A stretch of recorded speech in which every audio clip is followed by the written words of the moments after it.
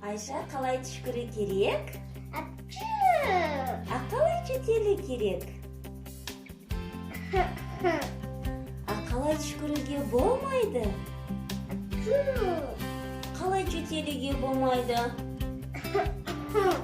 Ал егерде біз солай түшкіріп жөтелсек не болады? Микробтар